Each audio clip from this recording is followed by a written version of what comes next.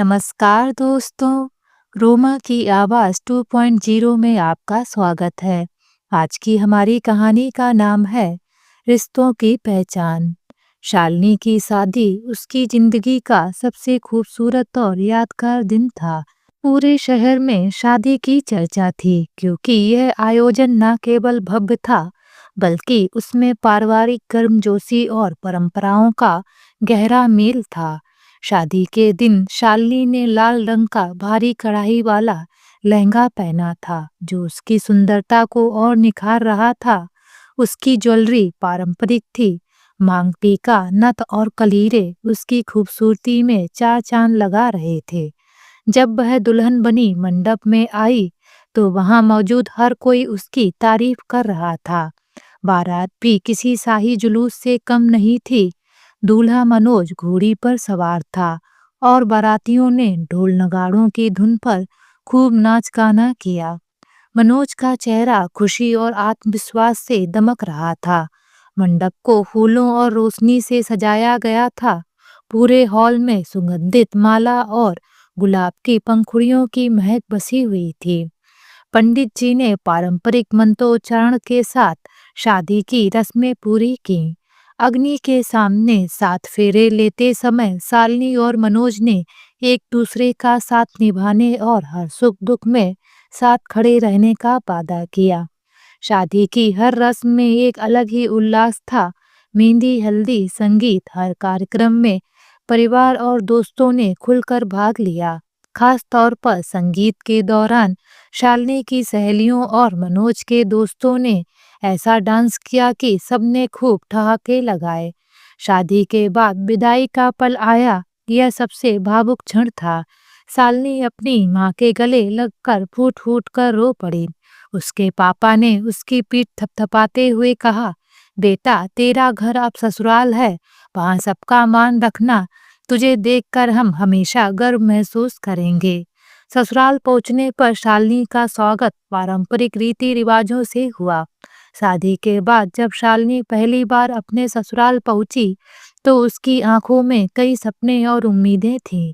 वह चाहती थी कि उसका ससुराल उसे उतने ही प्यार और सम्मान से अपनाए जितना उसने अपने मैके में पाया था। लेकिन जैसे ही उसने अपने ससुराल की दहलीज पर कदम रखा, माहौल कुछ अलग था। घर को भले ही सजाया गया था, लेकिन लोगों के चेहरे पर सजीव उत्साह की कमी थी। शालिनी की सास सरला देवी आरती की थाल लिए दरवाजे पर खड़ी थीं, लेकिन उनके चेहरे पर कोई खास खुशी नहीं दिख रही थी। जैसे ही शालिनी ने दहलीज पर कदम रखा, सरला देवी ने ताना मारते हुए कहा, आ गई हमारी बहू, देखूं अब घर में लक्ष्मी आती है या खर्चे और बढ़ते हैं। शालिनी यह सुनकर थोड़ा ठिठकी, लेकिन उसने खुद को संभाला और सिर झुकाए खड़ी रही। आरती उतारने के बाद सरला देवी ने चावल से भरा कटोरा शालिनी को पकड़ाया और कहा, बेटा ये मंगल चावल है, इसे अंदर गिराकर हमारे घर में समृद्धि का रास्ता खोलो। वैसे अगर तुम्हें इसमें भी कोई तकलीफ हो तो बता देना, तुम्हारी सहूलियत का ख्याल रख लेंगे। शालिनी को यह सुनकर बुरा लगा, लेकिन उसने कुछ नहीं कहा। उसने कटोरा हाथ में लिया और धीरे से चावल को घर के अंदर पलट दिया। गृह प्रवेश की रस्म के बाद जब शालिनी ने दहलीज पार की तो सरला देवी ने फिर से मजाक में ताना मारा, बहू घर में कदम तो रख लिया, लेकिन यह याद रखना कि हमारे घर की बहुएं आराम करने नहीं आती। यहाँ हर कोई अपने हिस्से का काम करता है।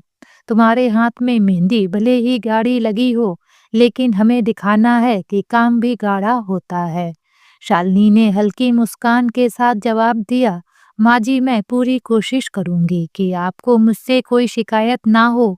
लेकिन सरला देवी ने अपनी बात जारी रखते हुए कहा, हाँ हाँ कोशिश तो सभी करते हैं, लेकिन असली बहू वही होती है जो सास के मन की बात बिना कहे समझ ले।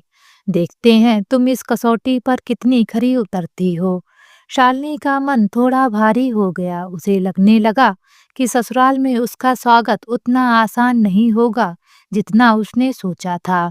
गृह प्रवेश के बाद जब सब लोग बैठने के लिए इकट्ठा हुए, सरला देवी ने एक बार फिर अपनी बातों से माहौल को तीखा बना दिया। उन्होंने कहा, देखो बहू, शादी में जितना खर्च हुआ है उसे पूरा करना कोई आसान काम नहीं है। हमें उम्मीद है कि तुम्हारे मैके ने तुम्हें इतनी समझ जरूर दी होगी कि यहाँ फिजूल खर्ची नहीं चलेगी। शालिनी ने सिर झुका लिया। वह समझ गई कि उसकी सास हर बात में एक तंज कसने का मौका ढूंढ रही हैं। मनोज ने माहौल को हल्का करने की कोशिश करते हुए कहा, माँ, आप क्यों इतनी चिंता कर रही हैं? शालिनी सब समझ जाएगी, उसे थोड़ा समय तो दीजिए। सरला देवी ने बहुएं चढ़ाकर कहा, समय? हाँ, समय भी देंगे, लेकिन बहू को यह भी समझना होगा कि यह घर होटल नहीं है। यहाँ हर किसी को अपनी जिम्मेदारी निभानी होती है। शादी के कुछ दिनों बाद शालिनी ने सुबह सुबह जल्दी उठकर रसोई का काम संभाल लिया। उसने सारा घर साफ किया, नाश्ता तैयार किया और परिवार के लिए खास तौर पर मनोज के पसंदीदा सूजी के हलवे की तैयारी भी की। उसे पता था कि मनोज को यह हलवा कितना पसंद है। उसने सोचा कि शायद यह छोटा सा कदम उनके रिश्ते में मिठास घोल सके। शालिनी अपने सास ससुर का बहुत ख्याल रखती थी। सास सरला देवी उम्र के लिहाज से थोड़ी सख्त मिजाज थीं, लेकिन उनकी सख्ती सिर्फ उम्र की वजह से नहीं, बल्कि उनकी आदत बन चुकी थी कि बहू को नीचा दिखाया जाए। शालिनी ने कई बार उनके तानों और कड़वी बातों को अनसुना करने की कोशिश की, लेकिन हर बार उसका दिल कहीं ना कहीं टूट ही जाता था। उस दिन नाश्ता तैयार होते ही शालिनी ने सबको बुलाया। उसने टेबल पर गर्मा गर्म पराठे, अचार और हलवे का थाल सजाकर रखा। रमेश जी, शालिनी के ससुर, नाश्ते पर बैठे ही थे कि सरला देवी से बोले, इतनी सुबह सुबह हलवा, यह सब क्या फिजूल खर्ची है? सरला देवी ने उनकी बात का समर्थन करते हुए शालिनी को घूरा, अरे बहू, ये देसी घी का हलवा क्या तुम्हारे मैके से आया है? इतना खर्चा क्यों कर रही हो? शालिनी ने हल्की मुस्कान के साथ जवाब देने की कोशिश की, माँ जी, मनोज को हलवा बहुत पसंद है, इसलिए थोड़ा सा बना लिया। वो उम्मीद भरी नजरों से मनोज की ओर देखने लगी। शायद वह कुछ बोलें, शायद वह उसकी तारीफ कर दें या उसका पक्ष लें, लेकिन मनोज चुपचाप नाश्ता करते रहे, जैसे कुछ सुना ही ना हो। सरला देवी ने ताना कसते हुए कहा, मुझे सब पता है, बेटे का नाम लेकर बहाने बना रही हो। असल में तो तुम्हारा खुद का मन होगा खाने का, इसीलिए बनाया है। शालिनी यह सुनकर सन्न रह गई। उसका चेहरा शर्म और दर्द से लाल हो गया। उसने फिर भी कुछ नहीं कहा। उसने मनोज की तरफ देखा। उम्मीद थी कि वे माँ को रोकेंगे या कुछ कहेंगे, लेकिन मनोज ने एक बार भी उसकी तरफ नजर उठाकर नहीं देखा। मनोज ने जल्दी जल्दी नाश्ता खत्म किया और बिना हलवा खाए ही ऑफिस के लिए निकल गए। शालिनी के दिल में अजीब सी पीड़ा होने लगी। उसने बड़ी मेहनत और प्यार से यह सब कुछ बनाया था, लेकिन मनोज की बेरुखी ने उसके सारे जज्बात कुचल दिए। उसने सुना था कि शादी के बाद पति ही पत्नी का सबसे बड़ा सहारा होता है, लेकिन उसके हालात इससे बिल्कुल उलट थे।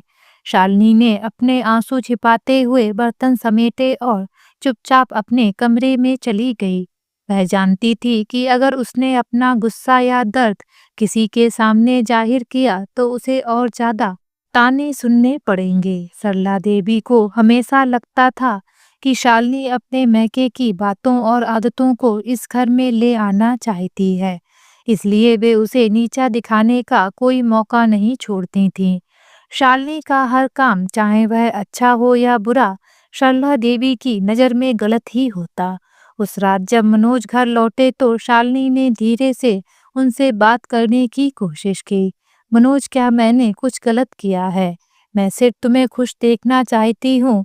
लेकिन मनोज ने उसे टालते हुए कहा, शालिनी, हर बात का इतना बुरा मानने की जरूरत नहीं है।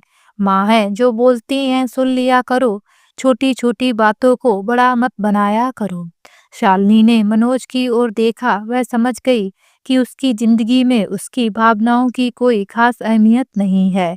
उस दिन के बाद शालिनी ने फैसला किया कि अब वह अपनी खुशी के लिए कुछ करेगी। उसने खुद को संभालने की ठानी। उसने तय किया कि अब वह अपने दर्द और अकेलेपन को खुद पर हावी नहीं होने देगी।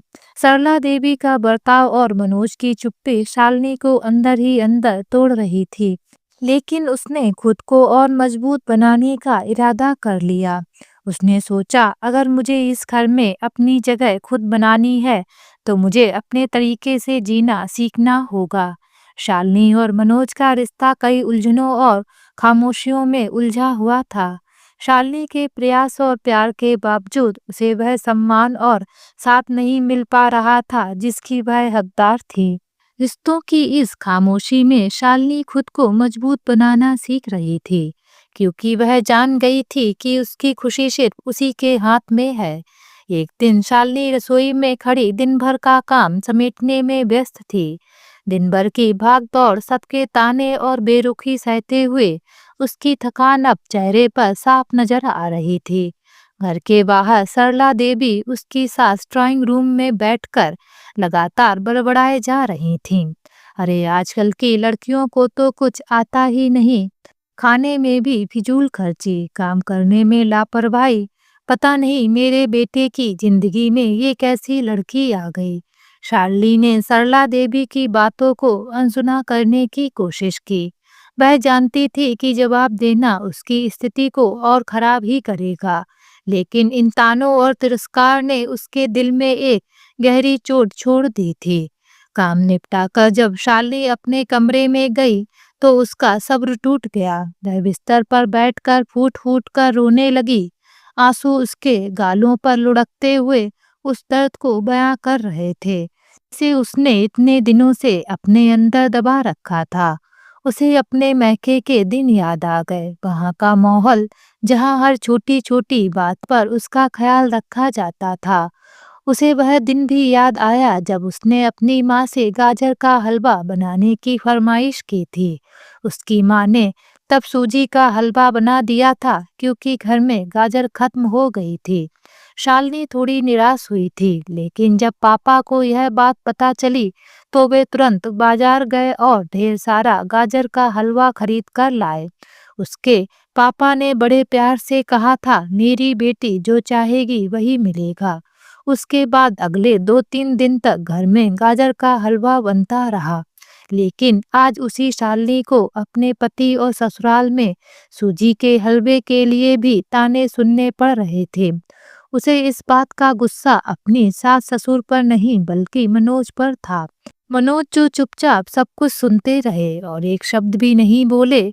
शाम को जब मनोज ऑफिस से लौटे तो शालिनी ने बड़ी हिम्मत करके उनसे बात करने की कोशिश की। मनोज, आपने कुछ क्यों नहीं कहा? मैंने तो आपकी पसंद का हलवा बनाया था। क्या मेरी इतनी सी बात का भी आपके लिए कोई मतलब नहीं? मनोज ने ठंडी सांस लेते हुए जवाब दिया, शालिनी, तुम समझ क्यों नहीं रही हो? इस घर में सिर्फ माँ की पसंद का खाना बनता है। तुम मेरी पसंद के लिए ये सब मत किया करो। बस वही बनाओ जो माँ को अच्छा लगे। शालिनी का दिल यह सुनकर टूट गया। वह कुछ देर तक मनोज की ओर देखती रही। उसे यकीन नहीं हो रहा था कि मनोज उसके प्यार और कोशिशों को इतनी आसानी से नजरअंदाज कर सकते हैं। उसने धीमे स्वर में कहा, लेकिन मैं यह सब सिर्फ इसलिए कर रही थी क्योंकि मैं आपसे प्यार करती हूँ। मनोज ने उसकी बात को अनसुना कर दिया और अपने कमरे में चले गए। शालिनी वहीं खड़ी रह गई, उसकी आंखों में आंसू भर आए। उस रात शालिनी ने अपने आप से एक वादा किया। उसने मनोज से बात करना बंद कर दिया। वह समझ गई थी कि इस घर में उसकी भावनाओं की कोई कद्र नहीं है। उसने सोचा, आखिर मेरा कसूर क्या है? यही कि मैंने अपने पति और इस परिवार को अपना सब कुछ मान लिया। क्या प्यार करना सच में गलती है? लेकिन शालिनी ने तय किया कि वह खुद को कमजोर नहीं बनाएगी। वह अपनी खुशी और आत्मसम्मान के लिए जीने का फैसला करेगी। अगर इस घर में मेरी भावनाओं और कोशिशों की कद्र नहीं है, तो मैं अपनी खुशियाँ अपने आप तलाश करूंगी। धीरे धीरे समय बीतता गया। शालिनी की शादी को 6 साल हो गए। एक दिन शालिनी ने अपनी सास सरला देवी से कहा, माँ जी, मैं कुछ दिनों के लिए अपने मैके जाना चाहती हूँ। मम्मी का फोन आया था, पापा की तबीयत ठीक नहीं है। अगर आप कहें तो आज ही चली जाऊं। सरला देवी ने नाखुशी जाहिर करते हुए कहा, वहां जब भी जाती हो 1 हफ्ते से पहले वापस नहीं आते। यहाँ घर का काम कौन करेगा? तेरे ससुर और मनोज शाम को थक हार कर आते हैं, खाना भी नहीं मिलेगा। मुझे भी कमजोरी महसूस होती है। मैं खाना नहीं बना सकती, जाना है तो सिर्फ 1 दिन के लिए चली जा। शालिनी ने मन में सोचकर 1 ही दिन के लिए मैके जाने का फैसला किया। शालिनी जब मैके पहुंची तो घर खाली खाली लगा। उसने भाभी से पूछा, भाभी, मम्मी पापा कहाँ हैं? भाभी ने लापरवाही से जवाब दिया, उनका घर में मन नहीं लग रहा था, इसलिए तीर्थ यात्रा पर चले गए हैं। शालिनी कई महीनों बाद अपने मैके पहुंची थी। उसकी आंखों में अपने पुराने घर की यादें ताजा थी। वो आंगन जहां बचपन में खेला करती थी और वो गर्मजोशी जो मम्मी पापा और भाभी के स्नेह में महसूस होती थी। लेकिन इस बार घर में कदम रखते ही उसे कुछ अलग सा एहसास हुआ। घर में ना वो रौनक थी, ना वो अपनापन। जैसे ही शालिनी ने अंदर प्रवेश किया, भाभी सोफे पर बैठी कुछ टीवी देख रही थीं। उन्होंने शालिनी को देखा, लेकिन पहले जैसा उत्साह उनके चेहरे पर नहीं था। शालिनी ने मुस्कुराते हुए पूछा, भाभी, मम्मी पापा कहाँ हैं? भाभी ने बिना ज्यादा ध्यान दिए लापरवाही से जवाब दिया, उनका यहाँ मन ही नहीं लग रहा था, इसलिए तीर्थ यात्रा पर चले गए। वैसे तुम कितने दिनों के लिए आई हो? मुझे भी अपने मैके जाना है। भाभी के इस जवाब ने शालिनी को अंदर तक झकझोर दिया। वो चुपचाप अपने कमरे में चली गई। उसकी आंखों के सामने पिछले कुछ सालों की घटनाएं घूमने लगीं। उसे वो दिन याद आया जब उसने अपनी मम्मी पापा और भाभी भैया की खुशी के लिए अपने हिस्से का मकान भैया के नाम कर दिया था। तब भाभी ने उसे गले लगाकर कहा था, शालिनी, तुम तो हमारे लिए लक्ष्मी हो। लेकिन आज वही भाभी इतनी बेरुखी से बात कर रही थी, जैसे वो इस घर की सदस्य ही ना हो। शालिनी ने कमरे में चारों ओर नजर घुमाई। दीवारें वही थीं, लेकिन उनकी चमक गायब थी। वो आंगन जो कभी हंसी ठिठोली से गूंजता था, आज खाली और बेजान लग रहा था। उसे महसूस हुआ कि मम्मी पापा का इस घर से दूर जाना सिर्फ तीर्थ यात्रा के लिए नहीं था। शायद वो इस घर के बदलती फिजा से परेशान होकर चले गए थे। शालिनी सोचने लगी, क्या भाभी का प्यार सिर्फ दिखावा था? क्या वो मुझे सिर्फ तब तक पसंद करती थीं जब तक मेरे हिस्से का मकान उनके पास नहीं आ गया था? शालिनी का दिल बैठने लगा। वो मैके आई थी सुकून और अपनेपन की तलाश में, लेकिन यहाँ उसे हर तरफ उदासी और ठंडापन ही मिला।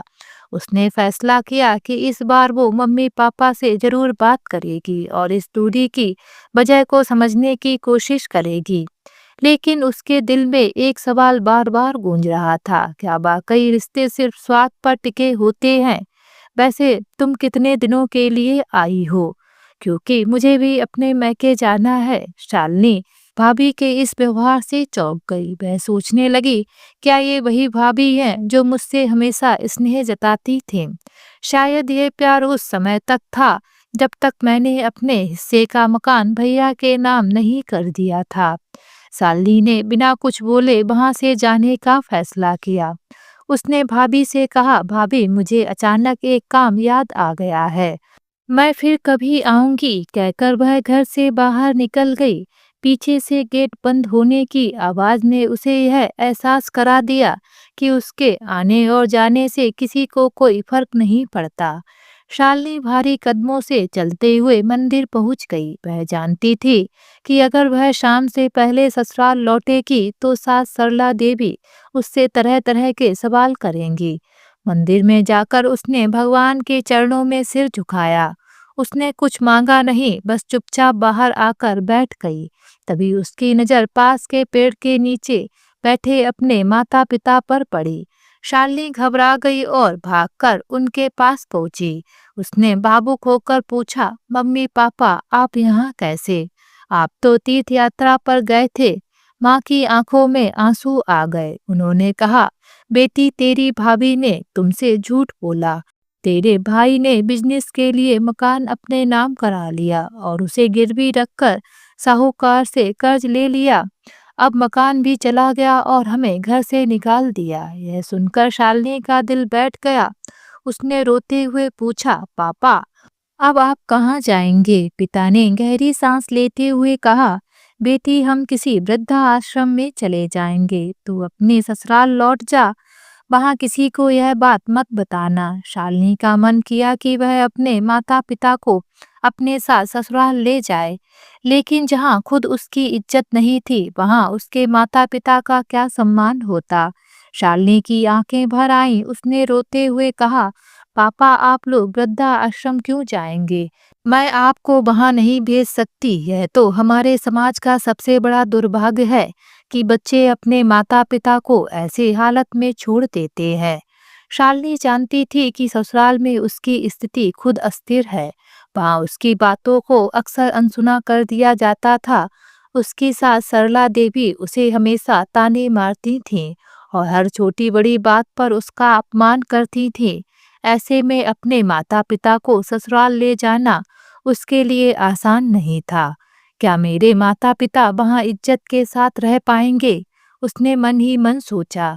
जहाँ मैं खुद अपमान सहती हूँ, वहाँ उनके लिए क्या अच्छा हो सकता है?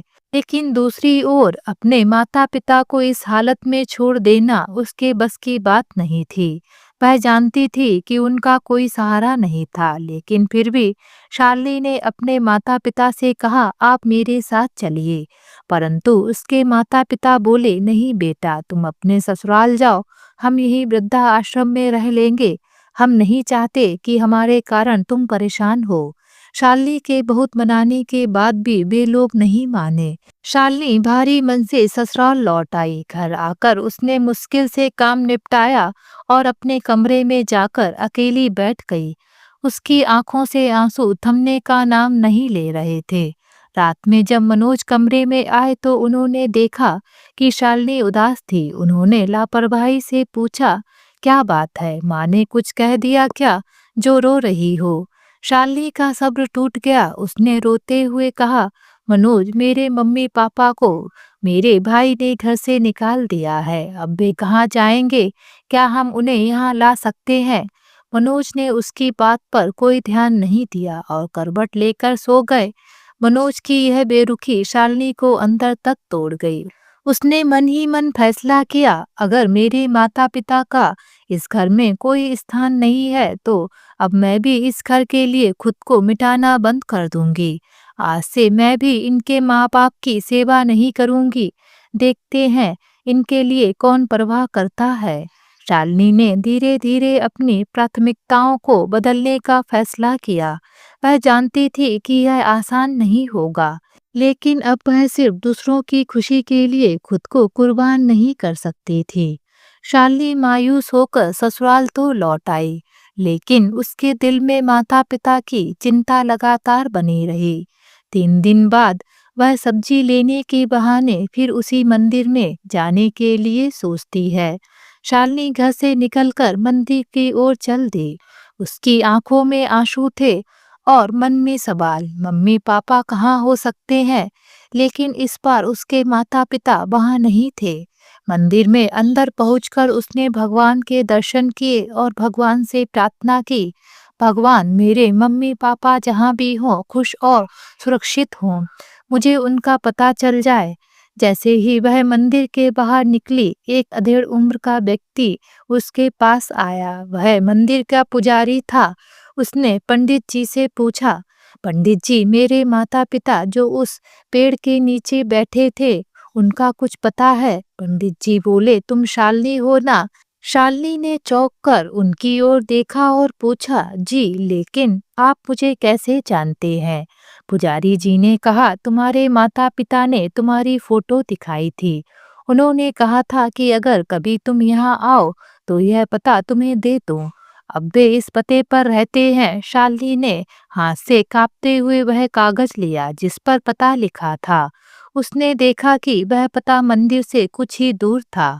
उसकी आंखों में राहत और हैरानी के भाव थे। उसने उस व्यक्ति को धन्यवाद दिया और जल्दी से एक ऑटो लेकर उस पते की ओर बढ़ गई। शालिनी जब उस पते पर पहुंची तो उसने देखा कि यह एक छोटा सा लेकिन साफ सुथरा मकान था। मकान के बाहर रंगीन फूलों के गमले रखे थे। यह जगह साधारण थी लेकिन उसमें एक सुकून भरा माहौल था। उसने दरवाजा खटखटाया। कुछ देर बाद दरवाजा खोलने एक युवा लड़की आई जो घरेलू कपड़ों में थी। लड़की के चेहरे पर एक मासूमियत थी। उसकी आंखों में अजनबियों की तरह सवाल थे लेकिन चेहरे पर विनम्रता झलक रही थी। लड़की ने पूछा, आप शालिनी दीदी हैं? शालिनी ने हैरानी के साथ सिर हिलाते हुए कहा, हाँ, लेकिन तुम मुझे कैसे जानती हो? लड़की मुस्कुराई और बोली, माँ जी और पापा जी अक्सर आपका जिक्र करते हैं। अंदर आइए, वे आपका इंतजार कर रहे हैं। शालिनी के कदम भारी हो गए। उसका दिल तेजी से धड़कने लगा। क्या उसके माता पिता ठीक होंगे? क्या वे खुश होंगे? इन सवालों के साथ वह अंदर गई। जैसे ही उसने कमरे में कदम रखा, उसकी नज़र सोफे पर बैठे अपने माता पिता पर पड़ी। माँ और पापा आराम से बैठे थे। पापा अखबार पढ़ रहे थे और माँ कुछ बुनाई कर रही थीं। दोनों को देखकर शालिनी की आंखें भर आई। एक क्षण के लिए उसे लगा जैसे उसने उन्हें सदियों बाद देखा हो। मम्मी, पापा, शालिनी की आवाज भर्रा गई। माँ ने चौंक कर उसकी ओर देखा और तुरंत खड़ी हो गई। अरे शालिनी, तू यहाँ कैसे? उन्होंने कहा और उसे गले लगा लिया। पापा भी उठ खड़े हुए और बोले, बेटी, तुझे देखकर बहुत अच्छा लगा, लेकिन तू अचानक यहाँ कैसे? शालिनी ने गले लगते हुए रोते रोते कहा, आप दोनों यहाँ कैसे? घर क्यों छोड़ दिया और मुझे बताया तक नहीं?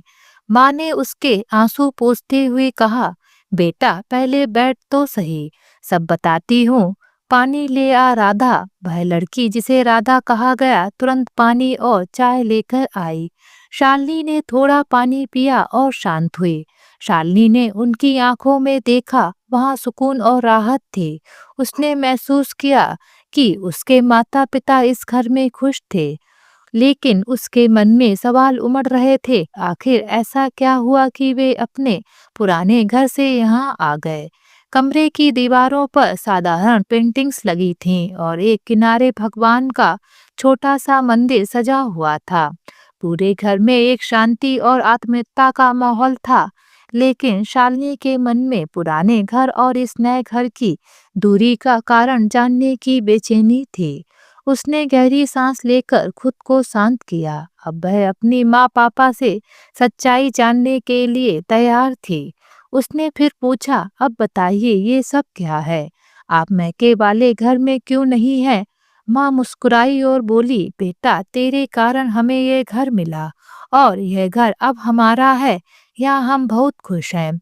शालिनी ने आश्चर्य से पूछा, मेरे कारण? लेकिन कैसे? माँ ने प्यार से उसका हाथ पकड़कर उसे पास बैठाया और कहा, तुझे याद है जब तेरी शादी हुई थी तब तेरी सास ने 40 लाख रुपए की मांग की थी। हमने अपनी पूरी जमा पूंजी से वह पैसे दिए ताकि तेरी शादी में कोई अड़चन ना आए और तू खुश रहे। तब हमें लगा था कि शायद ये पैसे कभी वापस नहीं आएंगे, लेकिन तेरे पति मनोज ने हमें गलत साबित कर दिया। मनोज? शालिनी ने चौंक कर पूछा। माँ ने सिर हिलाते हुए कहा, हाँ बेटा, तेरे जाने के अगले ही दिन मनोज खुद हमारे पास आए। उन्होंने कहा कि वे इस पैसे को हमारा कर्ज मानते हैं और उसे ब्याज सहित लौटाना चाहते हैं। हमने मना भी किया लेकिन वे नहीं माने। उन्होंने कहा कि यह पैसा हमारी अमानत है। पापा भी बीच में बोले, मनोज ने सिर्फ पैसा लौटाया नहीं बल्कि हमारी मदद से यह मकान खरीदने की योजना भी बनाई। उन्होंने कहा कि यह जगह हमारे लिए बेहतर है, जहां हम अपने तरीके से जी सकें। मकान खरीदने के बाद भी उन्होंने 10 लाख रुपए बचाकर दिए और कहा कि हमारी देखभाल के लिए किसी को रख लें।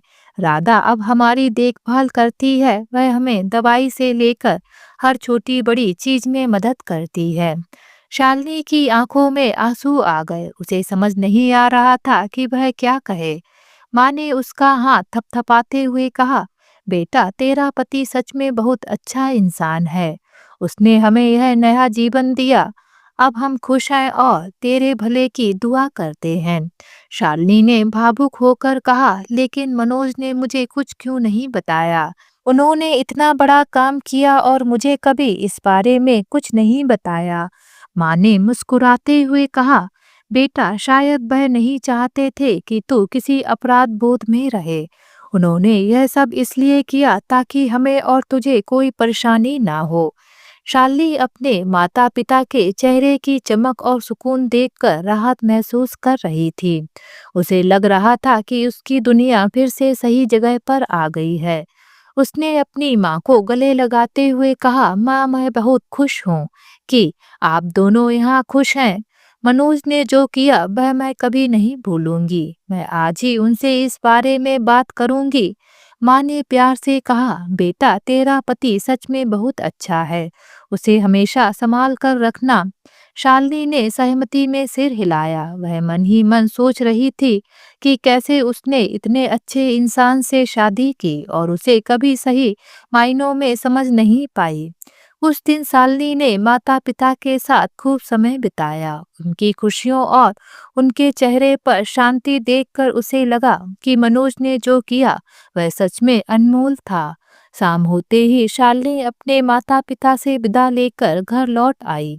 उसके मन में सवालों का बवंडर था। पूरे रास्ते वह सोचती रही, मनोज ने इतना बड़ा कदम उठाया और मुझे कुछ भी नहीं बताया। उसने मुझसे बात छुपाई क्यों? मैंने कभी यह क्यों नहीं सोचा कि मनोज इतना बड़ा कदम उठा सकते हैं? क्या मैं अपने पति को अब तक ठीक से समझ नहीं पाई? उसकी आंखों में आंसू थे, लेकिन इस बार वे आंसू दुख के नहीं बल्कि गर्व और कृतज्ञता के थे। उसने अपने भीतर झांक कर सोचा, जब मैं शादी के बाद यहाँ आई थी तो मुझे हमेशा लगता था कि यह रिश्ता मेरे लिए एक नई जिम्मेदारी है।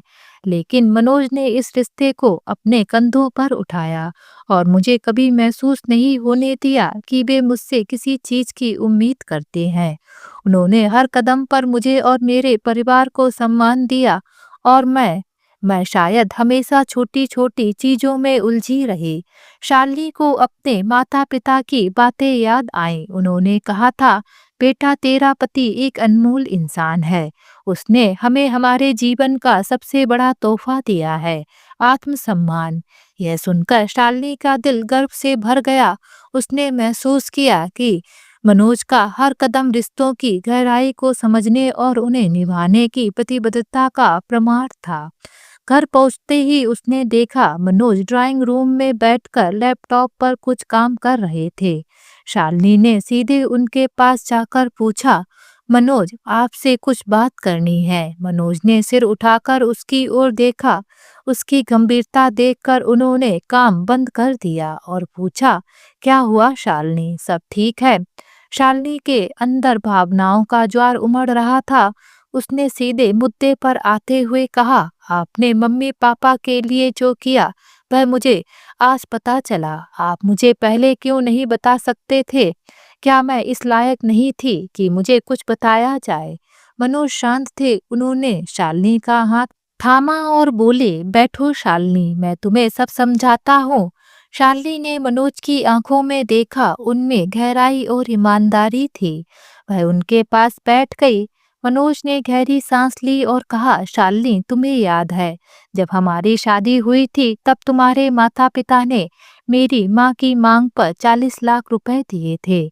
शालिनी ने सिर हिलाया। उस समय मैं खुद को बहुत छोटा महसूस कर रहा था।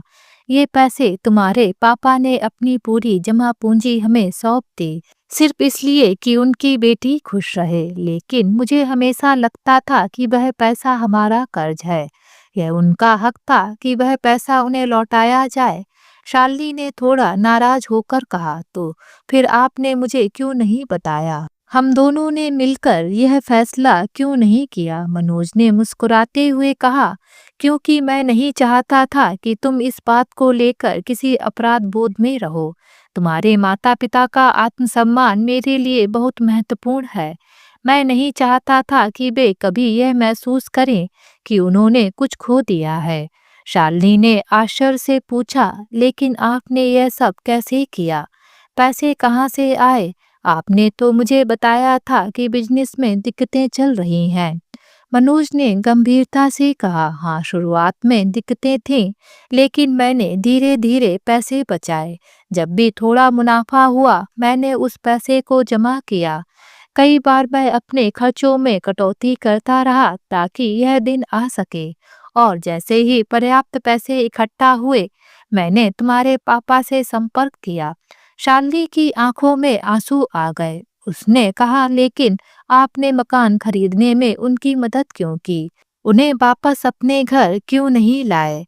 मनोज ने गहरी सांस ली और कहा, अगर मैं उन्हें वापस लाता तो उनका आत्मसम्मान हर दिन चोट खाता। वे इस बात से परेशान रहते कि ये घर अब उनके नाम पर नहीं है।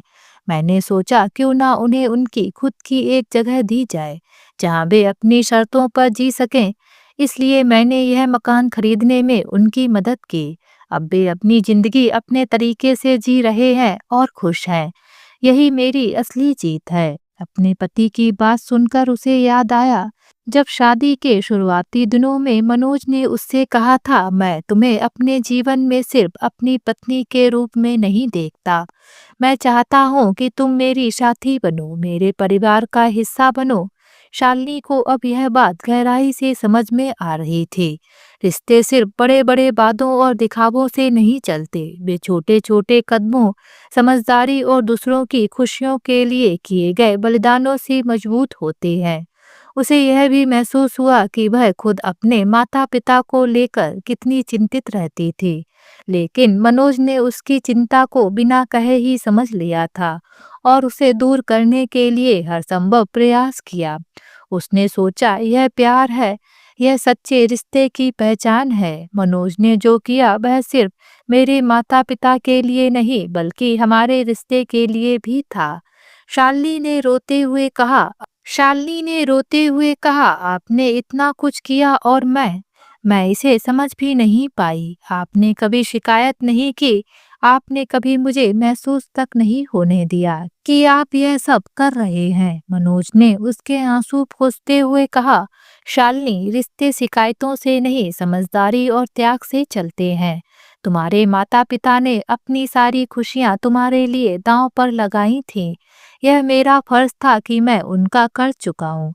शालिनी ने भावुक होकर कहा, आपने सच में मुझे रिश्तों का असली मतलब समझाया है।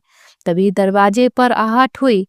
शालिनी की सास सरला देवी कमरे में आई। उन्होंने मुस्कुराते हुए कहा, शालिनी, यह पैसा तुम्हारे माता पिता की अमानत थी। मैंने और मनोज ने पहले ही तय कर लिया था कि इसे ब्याज सहित लौटाना है। तुम्हारे पापा ने हमारी मदद की थी, लेकिन इसका मतलब यह नहीं था कि हम उनके एहसान तले दबे रहें।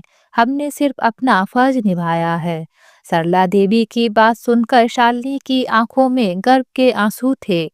उसने सास और पति दोनों को गले लगाते हुए कहा, आप दोनों ने जो किया वह सच में मेरी नजरों में आपकी इज्जत बढ़ा देता है। अब मुझे एहसास हो गया है कि प्यार, रिश्तों और जिम्मेदारियों का असली मतलब क्या होता है। मनोज ने मुस्कुराते हुए कहा, चलो अब सब भूल जाओ और आराम करो। सुबह नाश्ता टाइम पर नहीं बना तो मम्मी को अच्छा नहीं लगेगा। यह सुनकर सरला देवी, मनोज और शालिनी तीनों जोर से हंस पड़े। उस पल में शालिनी ने महसूस किया कि उसके पास दुनिया का सबसे अच्छा परिवार है, जहां प्यार, सम्मान और समझदारी की कोई कमी नहीं थी। उस रात शालिनी ने एक बार फिर से खुद को भाग्यशाली महसूस किया। उसने अपने माता पिता, अपने ससुराल और सबसे ज्यादा अपने पति के प्रति प्यार और सम्मान से भरा हुआ दिल महसूस किया। रिश्तों की गहराई को समझने और उन्हें सही मायनों में निभाने का पाठ उसने उस दिन सीखा। शालिनी ने खुद से वादा किया कि अब से रिश्तों की अहमियत को समझूंगी और उन्हें पूरे दिल से निभाऊंगी। मैं मनोज के साथ कदम से कदम मिलाकर चलूंगी ताकि हम दोनों का रिश्ता और मजबूत हो सके। उस रात शालिनी ने सोने से पहले मनोज की ओर देखकर मन ही मन कहा, तुम सिर्फ मेरे पति नहीं, मेरे आदर्श हो। मैं तुमसे सच्चा प्यार करती हूँ और अब मैं इसे हर दिन जताने की कोशिश करूँगी। तो दोस्तों, आज की ये कहानी आप सभी लोगों को कैसी लगी, नीचे कमेंट बॉक्स में लिखकर हमें ज़रूर बताएं। अगर ये कहानी आप सभी लोगों को अच्छी लगे तो प्लीज़ इस वीडियो को लाइक और शेयर ज़रूर करें और मेरे चैनल को सब्सक्राइब करना ना भूलें। तो फिर मिलते हैं एक नई कहानी के साथ। बाय।